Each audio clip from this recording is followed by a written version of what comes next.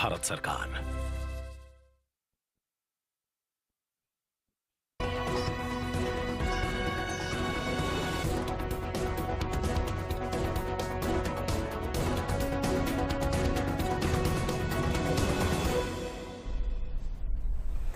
नमस्कार। अब समाचार विधानसभा के आज़ादी का अमृत महोत्सव के तहत आज उत्तर प्रदेश विधानसभा का विशेष सत्र आयोजित किया गया। विधानसभा के विशेष सत्र के दौरान ही बहुप्रतीक्षित उपाध्यक्ष पद का चुनाव हुआ। भारतीय जनता पार्टी ने इस पद के लिए समाजवादी पार्टी के बागी विधायक नितिन अग्रवाल को प्रत्याशी बनाया था, तो समाजवादी पार्टी ने अपने वरिष्ठ विधायक नरेंद्र वर्मा का नामांकन कराया। चुनाव में 368 वोट पड़े, इसमें 4 वोट अवैध घोषित हो गए। उपाध्यक्ष पद के लिए निर्वाचित हुए नितिन अग्रवाल को 304 वोट मिले, जबकि सपा के नरेंद्र वर्मा को 60 मत प्राप्त हुए।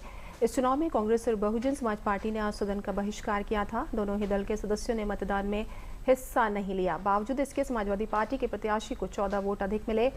इसके पहले सदन में पूर्व मुख्यमंत्री, राजस्थान के राज्यपाल रहे व भारतीय जनता पार्टी के वरिष्ठ नेता कल्याण सिंह के अतिरिक्त 2 पूर्व सदस्यों अनिल कुमार व रजनीकांत को श्रद्धांजलि अर्पित कर 2 मिनट का मौन रखा गया। इसके साथ ही सदन में उत्तर प्रदेश औद्योगिक शांति संशोधन 2021 को पटल पर रखा गया। विधानसभा में सदन की कार्रवाई 11 बजे शुरू हुई। उपाध्यक्ष के चुनाव के लिए दोपहर 12 बजे शुरू हुई। मतदान की प्रक्रिया 3 बजे समाप्त हुई। 15 मिनट बाद मतगणना की प्रक्रिया शुरू हुई, जिसमें नितिन अग्रवाल को विजयी घोषित किया गया।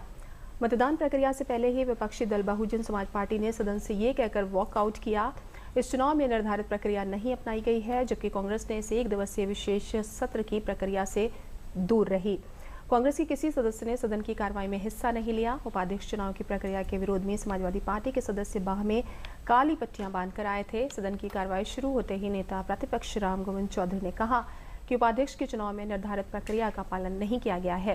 उन्होंने कहा कि पूर्व प्रचलित प्रक्रिया के अनुसार विधानसभा में उपाध्यक्ष का चुनाव निर्विरोध ही होता आया है। नेता प्रतिपक्ष के इन आरोपों को निराधार बताते हुए संसदीय कार्य मंत्री सुरेश खन्ना ने कहा कि जब 4.5 साल में विपक्ष उपाध्यक्ष के चुनाव के लिए अपना उम्मीदवार नहीं दे पाया, तो संसदीय परंपराओं को ध्यान में रखते हुए ये जिम्मेदारी सरकार ने निभाई और अपने समर्थित उम्मीदवार नितिन अग्रवाल को अपना उम्मीदवार बनाया। संसदीय कार्य मंत्री ने कहा कि पिछले 2 विधानसभाओं में जब बसपा और सपा की सरकार थी, तब इन दलों ने उपाध्यक्ष का चुनाव नहीं कराया। इसी बीच प्रदेश के कैबिनेट मंत्री सतीश महाना ने कहा कि जब प्रदेश में बसपा की सरकार थी, तब समाजवादी पार्टी ने विपक्षी दल होने के बाद भी कभी उपाध्यक्ष के चुनाव की मांग नहीं की। नेता प्रतिपक्ष राम गोविंद चौधरी समेत सपा सदस्यों की मांग थी कि चूंकि उपाध्यक्ष के चुनाव में निर्धारित प्रक्रिया का पालन नहीं हुआ, तो इसलिए पूरी चुनाव प्रक्रिया को निरस्त कर दिया जाए। नेता प्रतिपक्ष ने कहा कि उपाध्यक्ष का चुनाव ना तो निष्पक्ष हुआ है और ना ही गोपनीय है।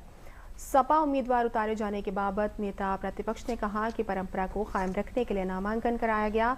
चुनाव परिणाम आने के बाद नेता सदन व मुख्यमंत्री योगी आदित्यनाथ ने कहा कि नितिन अग्रवाल जैसे ऊर्जावान युवा को उपाध्यक्ष के रूप में काम करने का मौका मिला है। उन्होंने कहा कि नितिन अग्रवाल तीसरी बार सदन के सदस्य के रूप में निर्वाचित होकर आए हैं। तकनीकी रूप से वे सदन में अभी सपा के ही सदस्य हैं, लेकिन अंतर्विरोधों के चलते समाजवादी पार्टी अपने सदस्यों को दूसरे दल में जाने से नहीं रोक पाती। उन्होंने कहा कि धोखा देना समाजवादी पार्टी की प्रवृत्ति में शामिल है। नितिन अग्रवाल के निर्वाचन के बाद मुख्यमंत्री व संसदीय कार्य मंत्री ने उपाध्यक्ष के लिए सदन में तय स्थान पर ले जाकर बिठाया। इसी बीच संसदीय कार्य मंत्री श्री खन्ना ने उपाध्यक्ष नितिन अग्रवाल को फिर से पीठ पर बिठाने का आग्रह किया, जिसका नेता विपक्ष श्री चौधरी ने विरोध किया और सदन से वॉकआउट कर गए। सपा सदन के सदस्यों के सदन से जाने के बाद अध्यक्ष श्री दीक्षित ने उपाध्यक्ष श्री अग्रवाल को पीठ पर आसीन कराया। इसके बाद उपाध्यक्ष ने विधायी कार्य निपटाकर सदन अनिश्चितकाल के लिए स्थगित हो गया। इसी के साथ विधानसभा समाचार समाप्त हुए। नमस्कार।